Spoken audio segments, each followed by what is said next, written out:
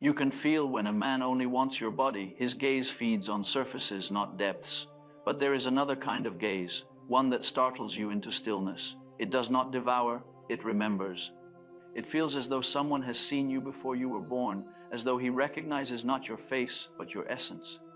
Most women will never meet such a man, not because he does not exist, but because they have not yet met the part of themselves that could recognize him. The right man does not arrive when you are perfect, he appears when you are real. He is not drawn to your performance of femininity, but to your hidden wholeness, to the woman beneath the masks you built to survive. You may have mistaken excitement for love, attention for devotion, chemistry for destiny. You may have thought that being desired was the same as being seen. But there is a deeper meeting, the one that silences your defenses and awakens your soul. This is not romance in its common form. It is the encounter of two inner worlds, two unconscious lives converging in recognition. And there are signs, small but sacred, that reveal when this meeting is true. Ignore them, and you will repeat the same pattern, the same man, the same ache, the same confusion in a different body. See them, and you will understand what it means to be met not for your beauty, not for your usefulness, but for your being. Listen carefully. These are the 7 signs that you have found the man who sees your soul before your body. He sees your soul before your body. When a man truly sees a woman, his gaze does not descend, it remembers. There is in it no hunger, no grasping, no desire to claim or possess. It is quiet, ancient, and filled with recognition. You feel it before you understand it. His eyes do not consume your image. They seem to look through you into a place you had almost forgotten existed, the place within you that does not age, does not fear, and does not pretend. It is as though he sees not your form but your essence, the eternal that stands behind the fleeting. Most of what is called attraction in our time is only the echo of instinct, the repetition of patterns born of hunger, projection, and fantasy. The ordinary man looks outward, drawn by surfaces, mistaking the stimulus of desire for the call of destiny. But the man who has looked inward knows that the face of the beloved is a symbol, not an object. He does not look upon you to possess, he looks upon you to remember. For he has met the feminine in his own soul, the inner woman who mediates between his conscious mind and the deep waters of the unconscious. When such a man meets a woman who carries that same light in the outer world, the recognition is immediate, even frightening. It is as though 2 currents of the same river, separated by long distance, suddenly converge. He feels not conquest but awe. She feels not admiration but a tremor of awakening. In that moment, the outer attraction conceals an inner event, the meeting of the anima and the animus, the ancient archetypes that bridge the masculine and feminine within the psyche. This is why true attraction does not burn with anxiety. It deepens into stillness. The wrong man ignites restlessness. The right one evokes calm. His presence quiets the mind and stirs the soul, for his gaze affirms something sacred. You sense that he does not look upon you as a collection of features or habits, but as a vessel of meaning, as though you embody something he has sought in dreams. But such recognition is not comfortable. It unsettles. The woman feels exposed not in her body, but in her being. She senses that she can no longer hide behind charm, wit, or pretense. She is seen beyond her defenses. And though part of her wishes to flee, another part, deeper and older, longs to remain. For to be truly seen is the most terrifying and liberating experience of all. Many confuse this depth with intensity, with the intoxication of chemistry or obsession. But the difference is profound. Obsession feeds upon illusion. Recognition feeds upon truth. The wrong man projects his fantasy upon you. He sees what he needs, not who you are. His affection depends on your performance, on how well you reflect his image. But the right man does not project. He perceives.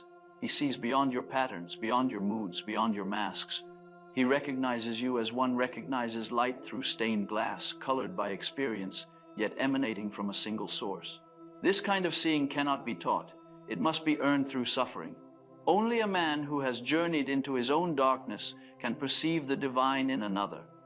He has met his shadow, wrestled with his fears, and tasted the limits of his control. Having faced the chaos within, he no longer fears the mystery outside. Thus, when he meets a woman of depth, he does not flinch. He does not confuse her fire for danger or her passion for instability. He honors them as reflections of his own inner feminine, now made visible in her form. Such recognition calls the woman into her own presence. Under his gaze, she does not feel smaller, she expands. She feels drawn back into her own soul, as if every part of her long forgotten returns home. Her laughter sounds different, her silence feels sacred. She does not perform to hold his attention, for his attention is not something to win, it is something she already possesses by nature of being.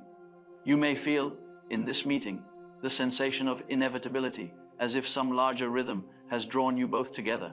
It is not coincidence, but correspondence. The unconscious seeks wholeness, and it uses love as its instrument. The soul recognizes long before the mind understands. That is why this kind of love begins in silence, not the silence of absence, but the silence of awe. When a woman meets such a gaze, she is startled into awareness of herself. It is as though someone has called her by her true name, the one she has never spoken aloud. This is why the right man feels familiar yet new, why his presence feels both safe and electrifying. He is not a stranger, he is the return of something ancient. The soul knows when it has been recognized. The body softens, the mind quiets, the heart remembers its rhythm. And in that recognition, a new dimension of love becomes possible, one that is not born from need or fantasy, but from revelation. Love does not begin when two people decide to be together. Love begins when two inner worlds recognize each other's language, when the unseen in one calls out to the unseen in the other, and both answer. This is the first sign. He sees your soul before your body. He does not look at you. He looks into you, and by that gaze, he calls forth everything in you that has waited to be seen. It is not lust. It is remembrance. It is not the beginning of attraction. It is the awakening of destiny. And once such a meeting occurs, no woman can ever again confuse being desired with being known. For she has felt what it means to be seen into being, and that knowledge, once felt, cannot be forgotten. Sign 2. Your darkness does not scare him. There are men who crave a woman's light, her laughter, her grace, her beauty, the effortless glow that makes life more vivid in her presence. But when that light begins to flicker, when the shadows rise from beneath her calm, they retreat. They do not know what to do with the storm. They look for the exit when her voice trembles, when her tears are not delicate but primal, when her eyes no longer offer admiration but hold the fire of accusation, confusion, grief, and truth. The ordinary man flees the depth of the feminine soul because it exposes the shallowness of his own. The right man does not. He has seen too much of himself to fear you. He has walked through his own nights of despair, through the corridors of shame, lust, pride, and guilt. He has seen the beasts that prowl in the caves of his unconscious and has learned to make peace with them. When he meets your chaos, he does not mistake it for danger, he recognizes it as kin. He knows the scent of the storm because he has survived his own. Most people love only the half of life that looks like day.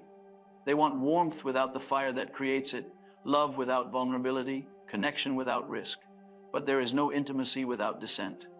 Every great love demands the courage to step into darkness, the dark of another's soul and one's own. The man who has not faced his own depths cannot walk beside you when you enter yours. His love will falter when it is tested by what is raw and untamed within you. The right man is different. He does not see your tears as disorder, your anger as danger, or your silence as rejection. He knows that emotion is not chaos, but transformation in motion. It is the psyche attempting to speak what words cannot express. He does not shame you for your feelings, nor does he rush to pacify them with premature comfort. He simply stands near, steady and unafraid, creating a space in which your inner tides can rise and fall without drowning either of you. You will know him not by his eloquence, but by his quiet. He listens, not because he has nothing to say, but because he understands that the soul heals through being heard, not handled. When your voice cracks, he does not interrupt. When your eyes fill, he does not turn away. He watches not as a spectator, but as one who has learned reverence in the temple of suffering. To such a man, your darkness is not a flaw, but a door, a passage into the truth of who you are. He sees in your fury a sacred fire, in your grief a depth of love too vast for surface speech. He has learned that what is unlovely to the world is often holy to the soul, and so he welcomes what others would reject. When you show him your most hidden face, when the charm falls away and the wound reveals itself, he does not recoil. His calm is not indifference, it is recognition. He knows that every soul must fall apart before it can come together. His steadiness is the shore upon which your waves may crash again and again, until they find their rhythm. True intimacy is not the meeting of masks, but the meeting of wounds. It is not two perfections intertwining, but two vulnerabilities learning to hold each other. When you cry before him, you are not weak, you are becoming visible. And the man who loves you through that visibility gives you back to yourself. He reminds you that nothing in you is unworthy of love. He is not afraid of the parts of you that rage or retreat, that cling or collapse. He knows that what appears irrational to the world is often the soul trying to restore balance. He has seen it within himself, those moments when reason shatters and something ancient takes over. Having met that wildness in his own being, he can honor it in yours without judgment. When the wrong man sees your pain, he tries to fix it. He cannot bear the reflection of his own impotence. Your tears make him feel helpless, and so he silences them with advice, distraction, or withdrawal. But the right man knows that healing does not come from fixing, but from staying. His strength lies not in his solutions, but in his presence. You may try to push him away, to test whether his love can withstand your tempest. You may speak cruelly, withdraw into silence, or close your heart in fear of disappointment. But his patience remains. He does not chase, nor does he punish your retreat. He waits, not out of weakness, but out of knowledge that the soul opens only when it feels safe. He knows that true intimacy cannot be demanded, it can only be invited by trust. There is an alchemy that occurs when two souls remain steadfast within each other's darkness. The alchemists called it nigredo, the blackening, the stage of putrefaction that precedes all transformation. It is the death of falsehood, the dissolution of pretense. When you and he pass through this together, your love ceases to be merely emotional or romantic. It becomes spiritual. What frightens most lovers becomes, for the two of you, the furnace that forges devotion. The right man has endured the nigredo within himself. He has felt the despair that comes when all certainty dissolves. He has learned that only by descending into his own chaos could he discover his center. Because of that, he can hold space for your descent. He will not pathologize your sorrow or flee your complexity. He knows that what is being destroyed in you is illusion, and what is being born is truth. His acceptance is not passive, it is active understanding. When he looks at you as you tremble through your darkness, he is not detached, he is participating in your becoming. He does not absorb your pain, but he bears witness to it. He stands as the masculine principle of order beside your feminine principle of transformation. Together, you enact the sacred dance that has moved through humanity since the dawn of consciousness, the eternal union of opposites. In this dance, you do not lose yourself in him, nor he in you. Each remains distinct, yet deeply entwined. His steadiness does not cage your wildness, it gives it rhythm. Your passion does not consume his calm, it enlivens it. The two of you become a living symbol of harmony between chaos and form, eros and logos, moon and Sunday. This harmony is not achieved once and for all. It is maintained through awareness, through the willingness to face the shadow again and again. There will be moments when he falters, when his own wounds resurface, when he forgets his patience. But even then, he returns, for he understands that love is not the avoidance of struggle, but the conscious participation in it. His love will not always feel gentle. At times, it will confront you. He will not indulge your self-deception or pity your avoidance. He knows that to truly love another is to call forth their strength, even when it sleeps beneath fear. His challenge is not dominance, but invitation, an insistence that you meet your own depth, as he has met his. And because his challenge is offered in reverence, not pride, it becomes liberating rather than wounding. When you stand before him in your pain, and he stands before you in his understanding, something unseen begins to take shape. It is the self, the organizing principle of wholeness, using your relationship as its crucible. You are not merely two people in love, you are two fragments of consciousness, reuniting through each other. Every tear, every misunderstanding, every reconciliation becomes part of the sacred process of individuation. He does not demand perfection from you because he no longer demands it from himself. He knows that love, to be real, must include imperfection. The man who has met his own shadow has no need to idealize yours. He loves not in spite of your flaws, but because through them he recognizes your humanity. To be loved by such a man is not to be worshipped, it is to be known. It is to stand before another soul without disguise and be accepted not as an angel or a muse, but as a woman, raw, vast, contradictory, alive. His acceptance frees you from the tyranny of performance. You no longer seek to be enough, because in his presence you feel that you already are. There is a rare kind of safety in such love, not the safety of comfort, but the safety of truth. You know that even when conflict arises, even when words wound or silences stretch long, he will not annihilate the bond to preserve his pride. He will not use distance as a weapon. He will not abandon the sacred ground that has been built through honesty and endurance. When two souls have walked through darkness together, they become bound by a quiet trust that no superficial pleasure can rival. They have seen each other's demons and survived. They have tasted despair and still chosen tenderness. They have understood that love which cannot withstand darkness is not love, but infatuation. The love that remains after the storm is sacred. It is tempered like metal, strengthened by fire. It does not demand constant reassurance, for it has been tested by chaos and proven true. Such love no longer asks, "Will you stay?" because it has already survived what drives most hearts apart. The man who does not fear your darkness is rare, because he has done the hardest thing a human being can do. He has faced his own. His capacity for intimacy is born of his courage to descend, and when he meets a woman who mirrors that courage, their union becomes not a refuge from life, but a participation in its deepest mystery. You will know this man by the peace that follows your storms. You will know him by the way your chaos begins to find rhythm in his silence, by the way your tears lose their despair and begin to shimmer with meaning. You will know him by the absence of fear, not because life becomes easy, but because the two of you have learned that nothing real can be destroyed by darkness. This is the second sign. The right man does not fear what is wild or wounded in you. He loves it as the doorway to your soul. He does not rescue you from your descent. He walks beside you into it. And in that shared descent, both of you discover the same truth, that love, when it ceases to be afraid of death, becomes immortal. Sign 3. His presence feels like silence, not noise. There is a particular peace that descends when the right man enters your life, not the quiet of emptiness, but the silence of order. It is a silence that asks for nothing, that does not demand to be filled, that simply is. You feel it before you know it. The air changes. Your body relaxes. The inner chatter that once plagued you falls away, not because he silences you, but because something in his presence teaches you to rest. You begin to understand the difference between attention and presence. Many men will give attention. They will speak, praise, flatter, argue, pursue. Attention can be intoxicating, but it is often a performance. It feeds the ego, not the soul. Presence, however, is something else. Presence does not seek to impress. It listens. It does not scatter its energy outward.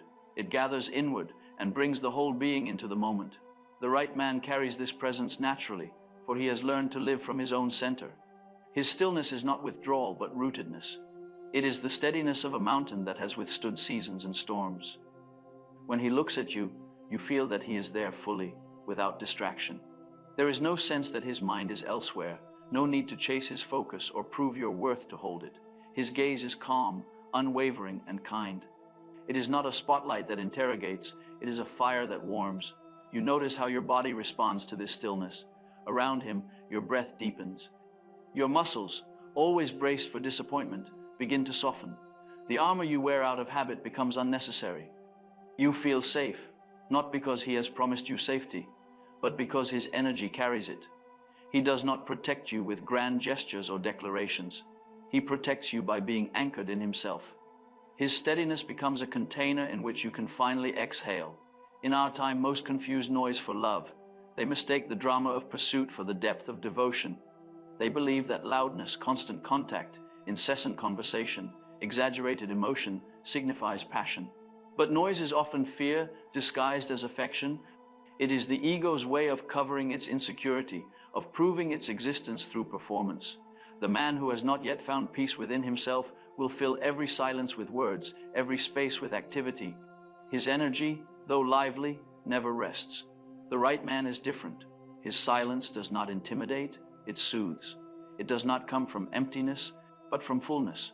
He does not need to assert himself constantly, because his sense of self is already whole. You feel it in the pauses between his sentences, in the way he listens without interruption, in how he allows moments to breathe. He has nothing to prove, because he has already made peace with who he is. This kind of stillness is rare, because it is born of suffering. It cannot be faked. It comes only to those who have wrestled with their own inner restlessness and found, at the bottom of despair, something that does not move. The man who has made peace with silence has faced himself completely, his ambitions, his fears, his regrets, and has accepted what he found there. He does not run from himself, and so he has no need to run from you. When you sit beside such a man, you feel that time slows. You are no longer performing. You are no longer the interesting woman, the beautiful woman, the good woman. You are simply a being in the presence of another being. This is the true intimacy most people never know, the intimacy that arises not from words, but from being seen without effort. He speaks little, but when he does, his words carry weight. They are not thrown into the air for effect. They are born of reflection. His speech emerges from the same stillness that governs his silence. Even disagreement with him feels different. There is no need to defend, no battle for dominance, no escalation of pride. He does not use language to overpower, but to clarify. You find that around him, conflict becomes an opportunity for understanding rather than destruction. When you are with him, even the simplest acts, drinking tea, walking, sitting in quiet, acquire an unexpected richness. Because he is present, everything becomes illuminated. The way the sunlight enters the room, the sound of footsteps on the floor, even your own breathing take on meaning. His silence draws you into the texture of existence itself. You begin to experience life, not through the restless mind that always seeks something more, but through the still awareness that is content simply to be. The wrong man will always try to fill the void within him by pulling from you your energy, your attention, your vitality. He will mistake your stillness for distance and will seek to stir you into reaction so that he can feel alive. His world thrives on tension and motion, and your calm will feel to him like a mirror of what he lacks. But the right man, having faced his emptiness, no longer fears it. He knows that stillness is not nothingness. It is the space where everything real begins. You will notice that he does not chase. He does not dramatize love with promises or threats.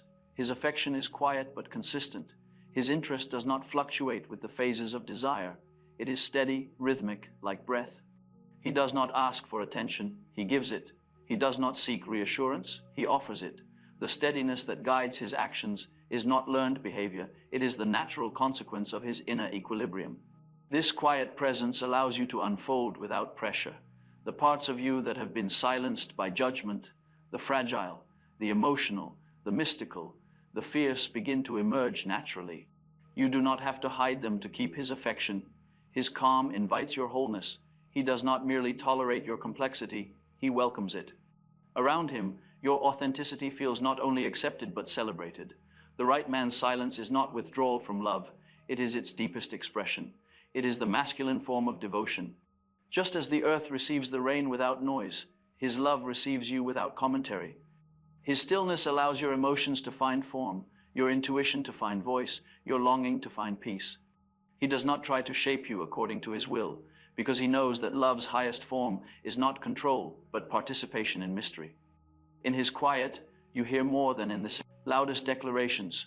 You hear reassurance, respect, and reverence. You hear the subtle rhythm of trust that says, you do not need to perform here. You do not need to hide here. You may rest here. The deeper the stillness between two people, the more they begin to understand each other without words.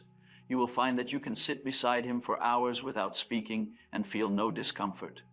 The silence does not feel empty. It feels alive, humming with unseen communication. You may glance at each other, and in that glance, entire conversations pass. This is the language of souls that have recognized one another, the language of presence. Many women, conditioned by noise, will first mistake this calm for lack of passion. They are used to being pursued through drama, flattery, and chase. The quiet attention of a conscious man feels unfamiliar.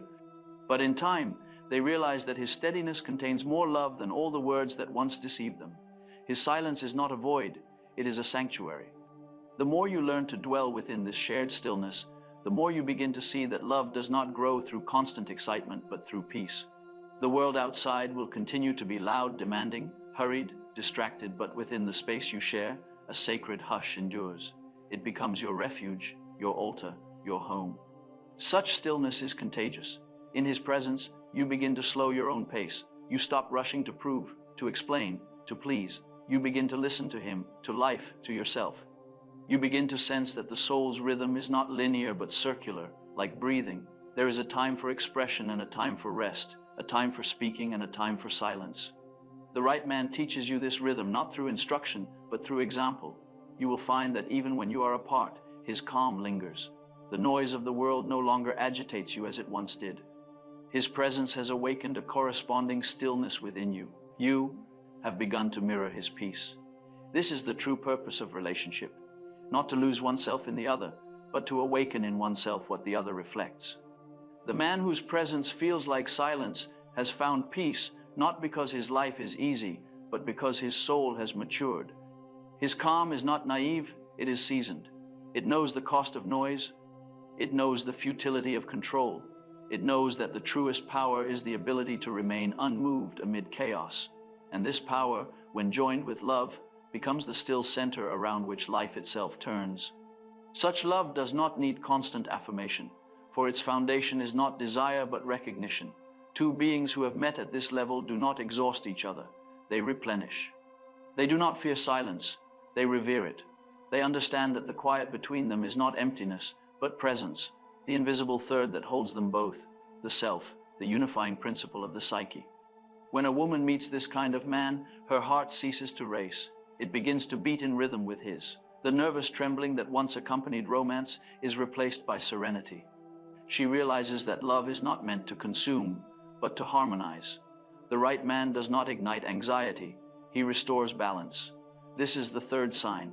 His presence feels like silence, not noise. You do not have to reach for him, for he is already there. You do not have to demand understanding, for he already sees. His quiet steadiness becomes the sanctuary in which you rediscover your own rhythm. In his stillness, you remember that peace is not the absence of love, it is its truest form. Sign IV, he doesn't try to fix you, he witnesses you. There is a profound loneliness that settles in the heart of a woman who has spent her life being interpreted, managed, or improved. From childhood, she has been observed, measured, corrected, and adorned, told how to smile, how to speak, how to be pleasing. Every affection she received was conditional upon performance. Every love she knew was laced with instruction. Even the tenderness of men often came as guidance disguised as care, as though she were a garden to be tended rather than a soul to be met. And so she learned to confuse attention with understanding, help with love. When she cried, they offered solutions. When she hesitated, they advised. When she expressed confusion, they explained her to herself. She began to internalize this rhythm to fix herself before anyone else could. She began to apologize for her wounds and to call her longings mistakes. By the time she reached womanhood, her entire inner world had been turned into a workshop. Her feelings were problems. Her pain was an inconvenience. The wrong man continues this pattern. He loves her potential more than her presence.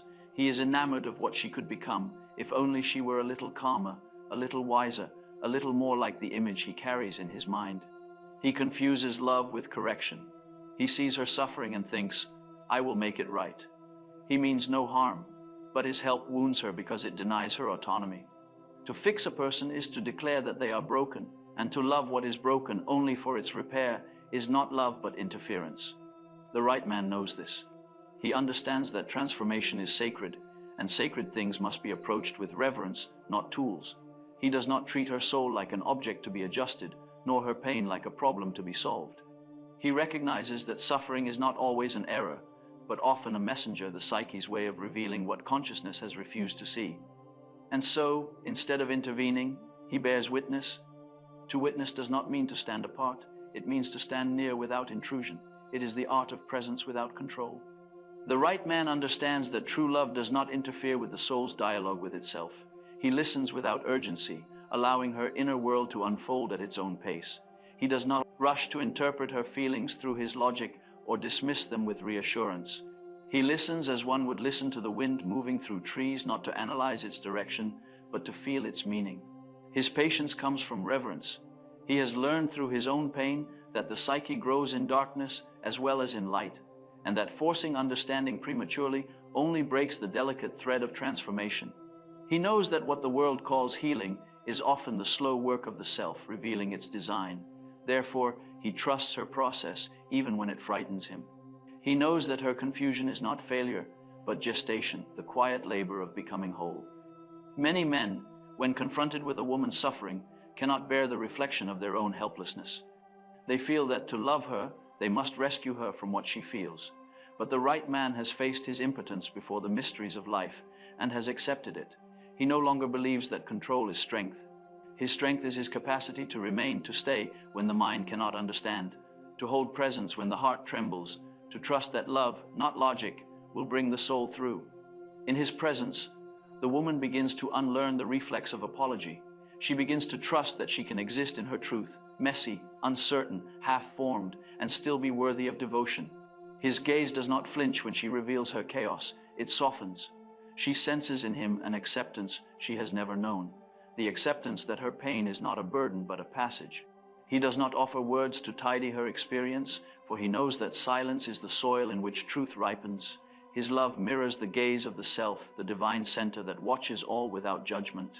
Just as the self observes the ego's struggles with infinite patience, he witnesses her humanity with compassion. In his eyes, she feels the possibility that perhaps nothing in her needs to be perfected. Perhaps she is not a problem to be solved, but a mystery to be experienced. And in that possibility, she relaxes. For the first time, she feels that she can be both wounded and whole, both learning and luminous. When she speaks of her past, of betrayals, of mistakes, of moments when she abandoned herself, he does not interrupt to moralize or to reassure. He listens until her own words reveal their meaning. His presence is a mirror in which her story becomes coherent. The fragments she once carried as shame now arrange themselves into pattern. He reflects back to her not solutions, but understanding, the kind that requires no explanation, only recognition. To be witnessed is to be returned to oneself. In his gaze, she finds the courage to see herself clearly. Her emotions, once scattered and feared, begin to find their home. She no longer needs to suppress them to be loved. The love she receives is not conditional upon her being at her best. It is unwavering even in her confusion. Through this, she begins to experience what real safety feels like, not the safety of being protected from pain, but the safety of being allowed to feel it fully without losing love. He does not mistake her vulnerability for fragility. When she trembles, he sees strength in her openness. When she doubts, he sees the humility of one who still seeks truth. When she confesses her fears, he recognizes the courage it takes to speak them. His admiration for her does not depend on her triumphs, it deepens through her authenticity. He does not idolize her. He humanizes her, and in doing so, he sanctifies her humanity. This kind of man does not try to play God in her life. He knows that to interfere with another soul is to steal their destiny. He has learned through his own failures that every being must find their way through their own labyrinth, and that love's highest form is not direction, but accompaniment. He walks beside her, not ahead of her. When she stumbles, he extends a hand but does not pull. He allows her to rise by her own will. For he knows that strength born of one's own struggle is the only kind that endures. Sometimes his patience will frustrate her. She will mistake his silence for indifference, his stillness for distance. But in time, she will understand that his restraint is respect, that he trusts her soul more than her fear does. Where other men would have rushed to soothe, he waits for her to listen inwardly. Where others would have filled the air with noise, he holds the quiet that allows meaning to surface. His patience teaches her a new kind of strength, the strength of self-trust. The difference between pity and empathy lies here. Pity looks down upon suffering. Empathy looks across at it. Pity wishes to erase pain so that it no longer offends the eye. Empathy kneels beside it, knowing it as sacred. The right man's love is empathy made visible. He does not look at her with the gaze of a rescuer, but of a witness who honors what life is doing through her. When he watches her wrestle with her inner contradictions, he does not rush to resolve them. He understands that the tension of opposites is the very engine of transformation. To remove it prematurely would be to halt growth. Instead, he supports her by staying present through her uncertainty, by reminding her, not in words, but in presence, that the self is guiding the process, even in darkness. To love in this way requires immense humility. The man who loves through witnessing must surrender his need to be the hero. He must let go of the pride that seeks to be the answer. In this surrender, he becomes the vessel through which the sacred can act. His love ceases to be personal alone. It becomes archetypal, the love of the divine masculine for the evolving feminine, of consciousness for creation, and she, in turn, begins to mirror him. Through his example, she learns to witness herself with the same compassion. She stops attacking her emotions, stops labeling them as weaknesses. She begins to watch her own soul the way he does, with curiosity, with reverence. She becomes her own witness, and thus her own healer. His love has not fixed her. It has reminded her that she was never broken. There will come a moment when she looks at him and realizes that his love has changed her, not by molding her, but by reflecting her. She has grown because she was seen, not because she was shaped. What he offered her was not correction, but context, the quiet assurance that all of her belongs to life. This is the power of a man who witnesses instead of fixes. He creates the space where the feminine can remember its wholeness. In his presence, she sheds the last remnants of shame that centuries of misunderstanding have placed upon her. She no longer fears her own emotion, her own longing, her own wisdom. She begins to trust the voice within that says, "I am enough." And he, watching her unfold, feels no need to claim credit. He knows that what he has witnessed is not his creation, but the unfolding of the divine itself. He has simply held the vessel while life poured through, and in doing so, he too has been transformed. For to truly witness another's becoming is to be initiated into one's own. This is the fourth sign. He does not try to fix you. He witnesses you.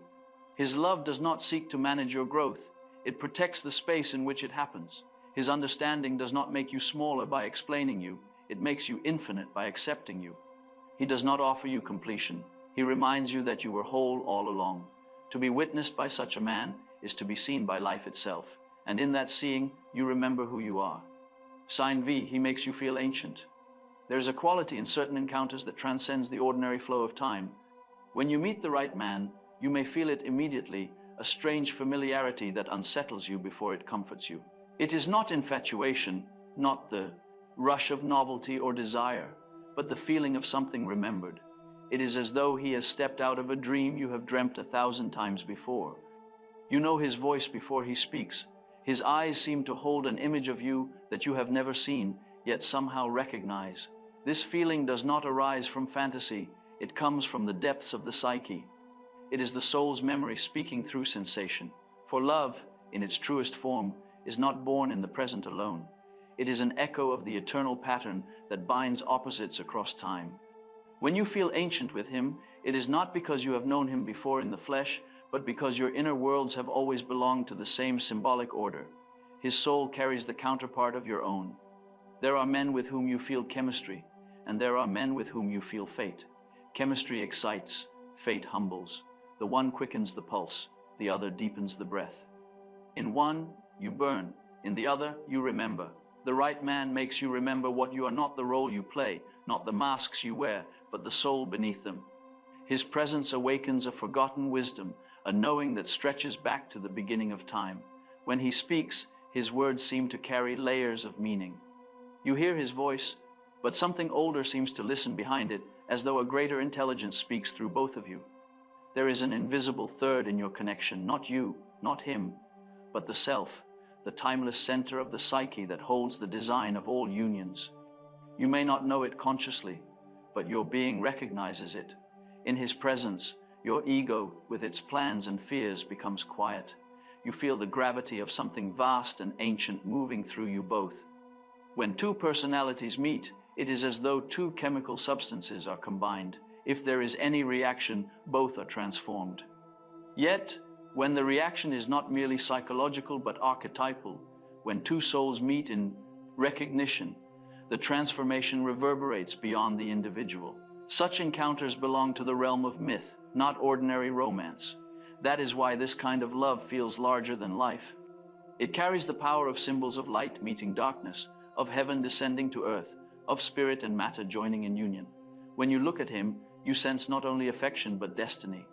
You feel that some ancient pattern is being fulfilled through your meeting. It is not his personality that stirs you most deeply. It is the archetype he embodies, the eternal masculine that complements and completes your inner feminine. In this recognition, ordinary boundaries blur. You may feel that you have stepped into a story that has been told before, The myths whisper of it: Isis and Osiris, Tristan and Isolde, Psyche and Eros. These are not mere tales of human passion. They are the psyche's way of describing what happens when the soul encounters its reflection in another. The right man does not merely love you as a person. He becomes the mirror through which you meet the divine. This meeting feels ancient because it touches what is eternal in both of you. It bypasses the linear mind. You may find yourself speaking less, for words feel clumsy before such mystery. Silence between you feels full, not empty. You sense that even before you met, something within you was preparing, shaping your experiences to make this recognition possible. All the wrong loves, the heartbreaks, the loneliness, they were not random. They were the slow turning of the wheel, positioning you for this moment of revelation. He makes you feel ancient because he does not love the girl in you, he loves the woman, the timeless essence that has worn many faces across the centuries of human becoming. His love does not see you as young or old, beautiful or flawed. He sees you as eternal. His eyes do not measure, they remember. They look at you as one looks at the sea, with awe, with reverence, with a knowing that this depth has no end. When you are with him, you may feel as though your soul stretches beyond this life, beyond this identity. You feel the pulse of all who came before you, the voices of the ancestors stirring in your blood. You sense that the story unfolding between you is not new, but part of the great conversation that humanity has been having with itself since the dawn of consciousness. You feel ancient because the love you share belongs to the archetype of union itself, the eternal pattern through which the psyche seeks wholeness. This awareness is not always easy. To meet the right man in this way is to be touched by both ecstasy and terror, for the ego resists what is larger than itself. It cannot control the archetypal, it can only surrender to it. You may find yourself trembling before him, not from insecurity, but from the awe of recognition. You sense that this is not a meeting you can manage, it is a mystery to be lived. In such love, every gesture becomes symbolic. The way he touches your hand feels ritualistic. The way he looks at you feels like prayer. You realize that your connection is not about possession, but participation in something sacred that moves through you both. You are no longer merely two individuals. You have become expressions of the eternal dance between masculine and feminine, consciousness and life. The right man makes you feel ancient because his presence reminds you of eternity, that vast silence out of which all creation arises. He carries in him the stillness of ages, the wisdom of those who have endured, and the humility of one who knows he, too, is only a wave upon the infinite sea.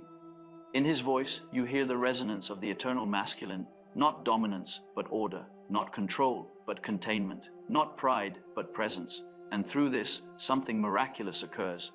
His ancient quality awakens your own. You feel your inner feminine rise from the depths like a forgotten goddess, not to rule him, but to join him. You no longer feel small or contemporary, you feel archetypal. You sense that what you embody, compassion, intuition, mystery, are not personal traits, but eternal principles. His recognition consecrates you. It reminds you that to be woman is to be the vessel of life itself. In this kind of love, time slows.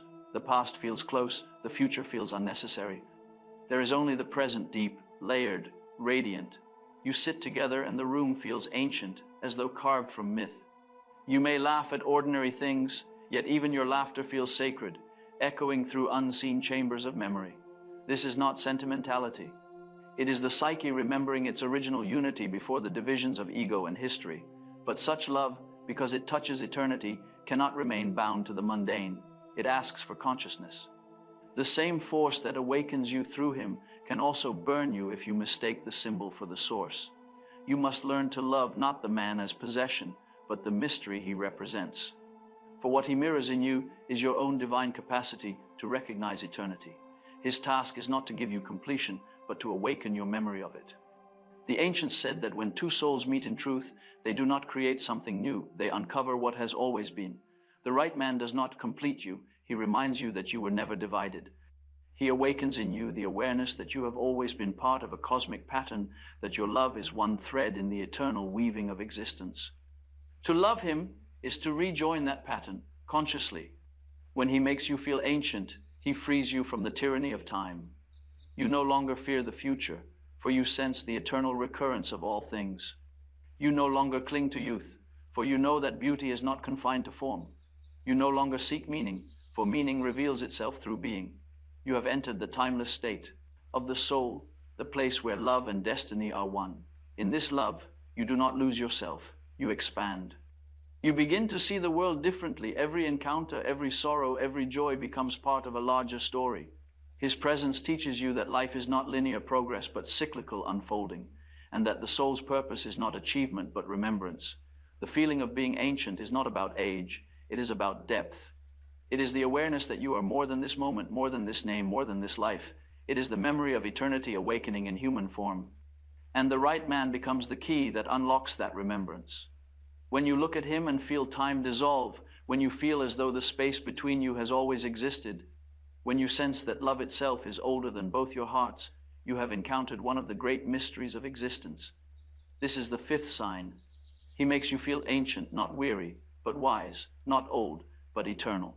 For he does not awaken in you the need to belong to him. He awakens in you the awareness that you belong to the whole of life. And through him, you come to understand that the right man is not the one who adds to your story, but the one who reminds you that your story was written among the stars long before you were born. Sign VI. You feel more like yourself around him, not less. There is a strange paradox in human love. So many enter it hoping to be free, and yet so often they find themselves imprisoned. A woman learns, from the first stories she hears, that to be loved she must adapt, that love is granted to the agreeable, the graceful, the accommodating. So she learns to mold herself, to anticipate the desires of others before her own, to become what is admired rather than what is real. And somewhere in this lifelong rehearsal, she forgets the sound of her own voice. She learns to trade authenticity for approval. When she feels too much, she suppresses it. When she knows too much, she hides it. When she wants too much, she apologizes for it. In time, she may even confuse love with this quiet suffocation, thinking that to be gentle is to disappear. And so, her relationships become performances, 1,000 tiny adjustments meant to keep the peace, to please, to stay chosen. But then there is the other kind of man, the one whose presence calls you back to yourself. He does not fall in love with your performance. He does not ask for it. He is drawn to the pulse beneath it, the realness that cannot be manufactured. In his company, you find that your careful masks begin to slip away, not because he tears them off, but because they simply no longer serve a purpose. His gaze, unthreatened and unthreatening, makes falseness impossible. With him, you do not feel the constant pressure to be interesting, beautiful, or agreeable. You find yourself laughing more easily, speaking without editing, thinking without fear. The air between you carries permission. You feel, perhaps for the first time in your life, that you are allowed to exist as you are, in fullness, in contradiction, in truth. And instead of losing him for it, you find him leaning closer. He is not startled by your unguarded moments, by the sharpness of your thought, the power of your feeling, or the intensity of your longing. He meets each quality without flinching. He is not diminished by your strength, nor patronizing toward your tenderness. He does not demand you be smaller to soothe his insecurity, nor louder to mirror his pride. He receives you as one receives weather, knowing that all of it belongs to the same sky. This kind of man becomes the mirror in which you rediscover your reflection. You realize how small you had made yourself to fit the confines of others' love. You see how many of your smiles were masks, how many of your silences were sacrifices. And in that realization, something long dormant within you stirs your original voice, your unbroken rhythm, your soul before it learned performance. The right man does not create this awakening, he invites it. His acceptance gives you courage to be sincere. You begin to risk honesty first in small ways, then in greater. You confess your doubts, your dreams, your fears, and he listens without judgment. You stop pretending to be graceful when you are furious, or wise when you are uncertain, and instead of recoil, you find resonance. To feel more like yourself around a man is not to merge with him, but to become distinct again.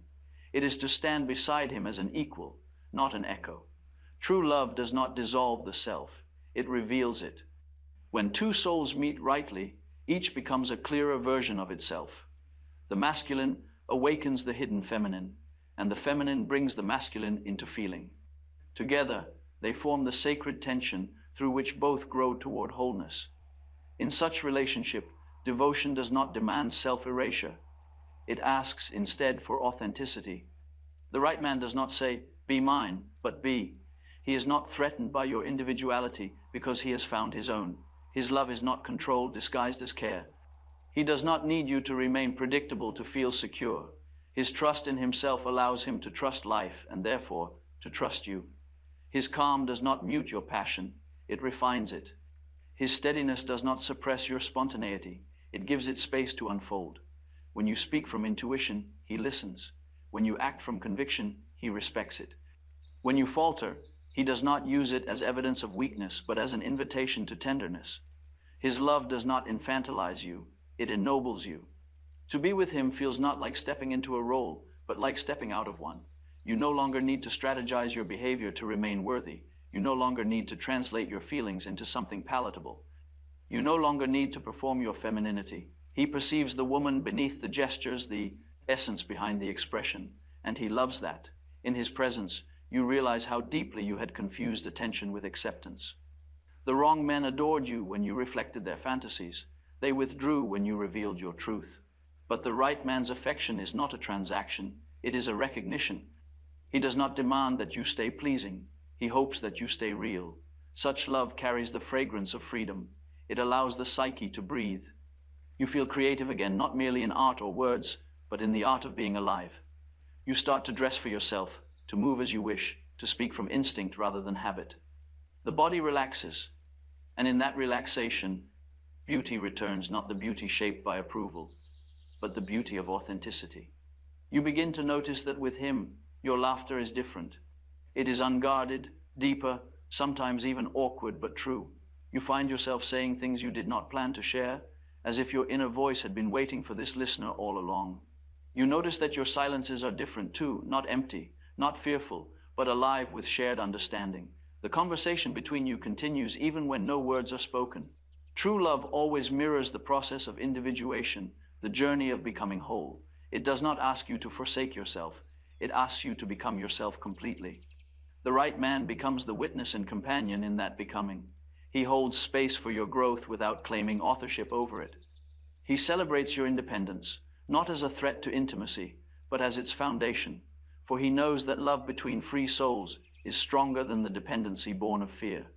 In his company, you experience a new kind of intimacy, one that does not collapse into fusion.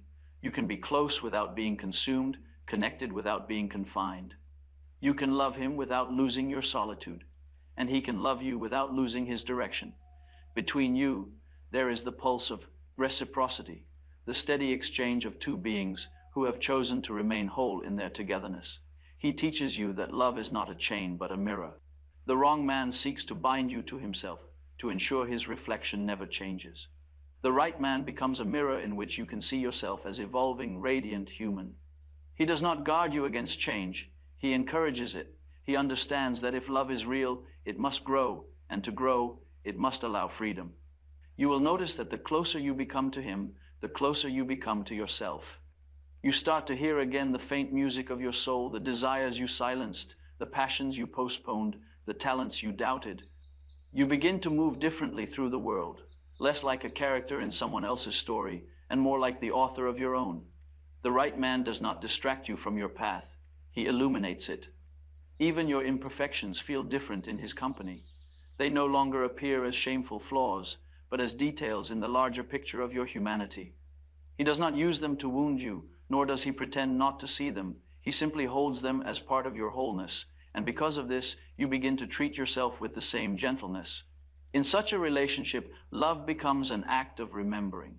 Every day you remember a little more of who you are, not the woman shaped by fear, but the woman formed by truth. Each conversation, each silence, each shared glance brings another forgotten piece of you back into the light.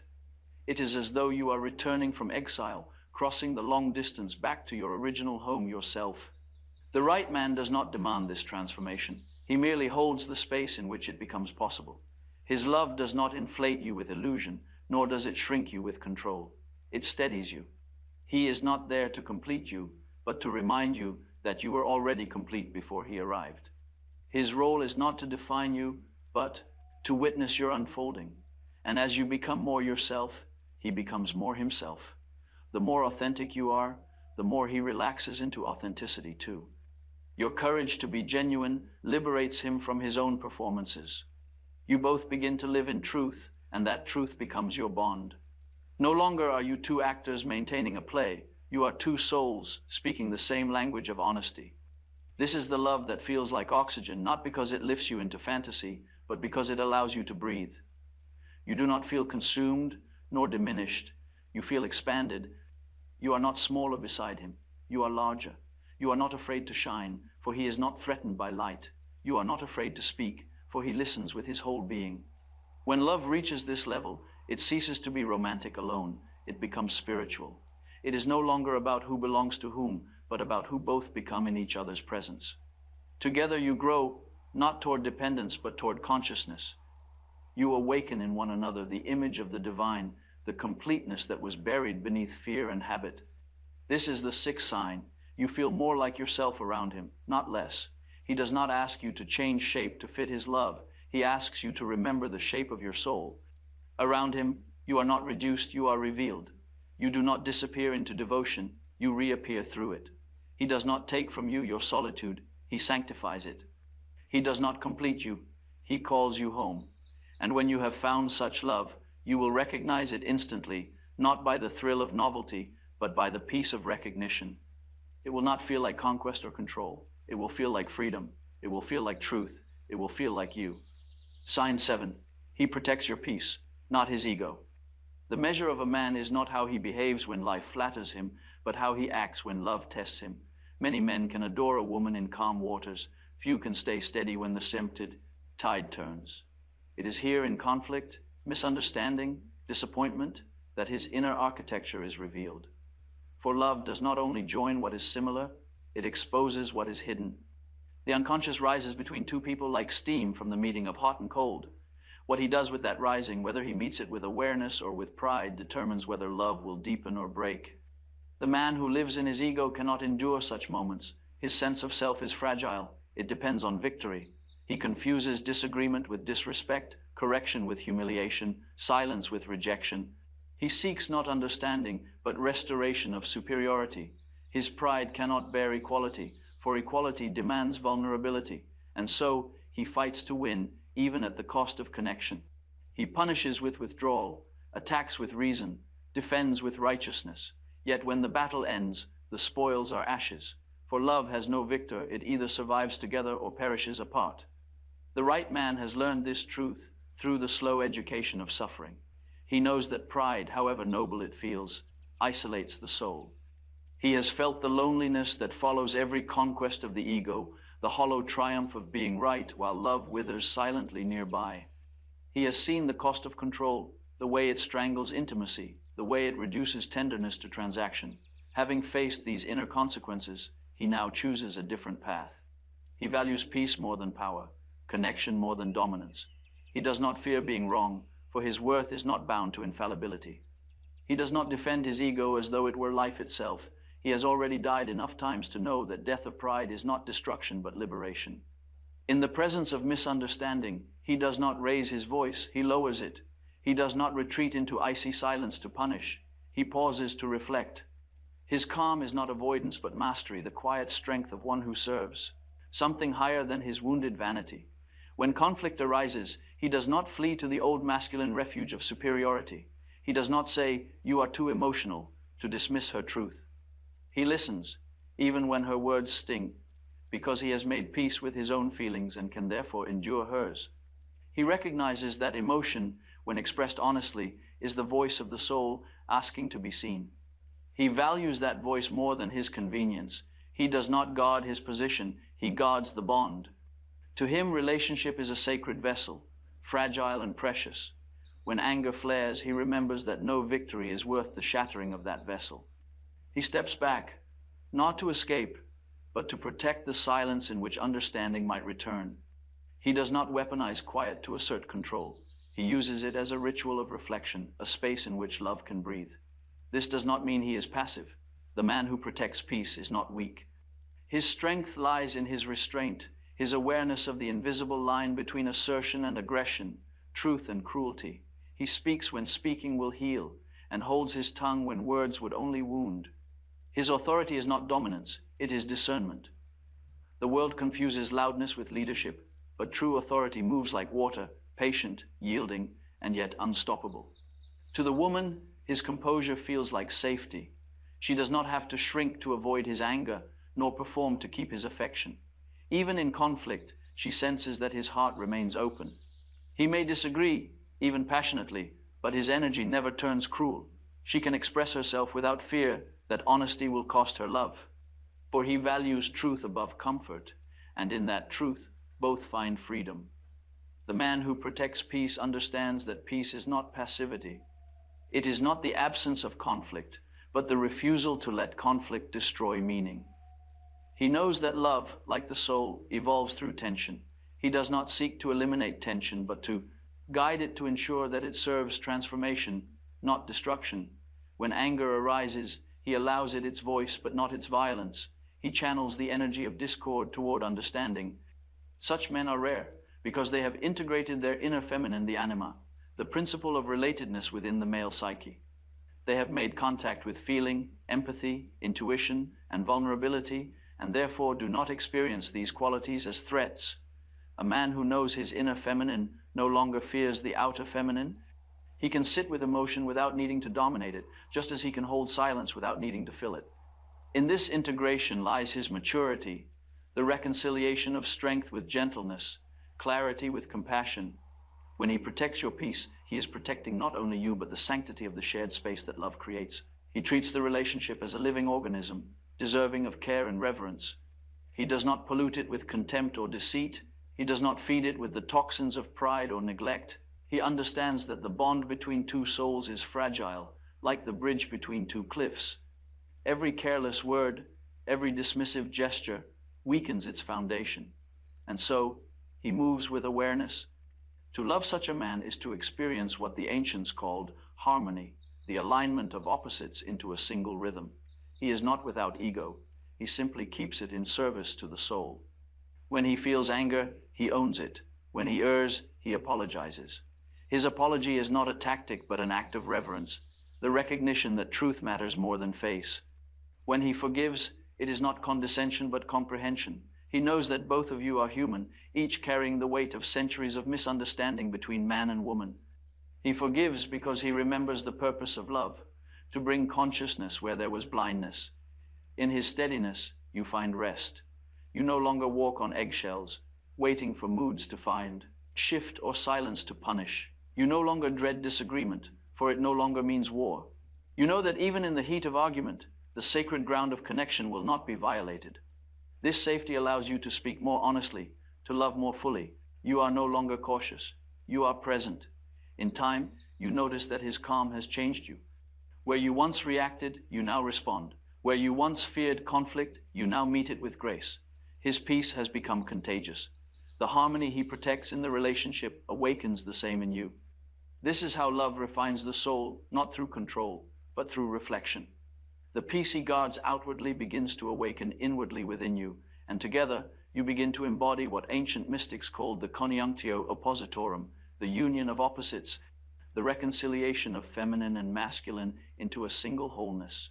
Even when storms come, and they will, his love holds its course. He does not collapse into despair when things are uncertain, nor does he cling to control when life defies him. He has learned to surrender without submission. His strength is trust in himself, in you, and in the mysterious intelligence that guides life beyond both of you. Such love becomes spiritual practice. Each argument becomes a ritual of awareness, each reconciliation a prayer of humility. He does not love you as an ego seeking satisfaction, but as a soul seeking truth. And because of that, you feel peace not only in his presence, but in your own.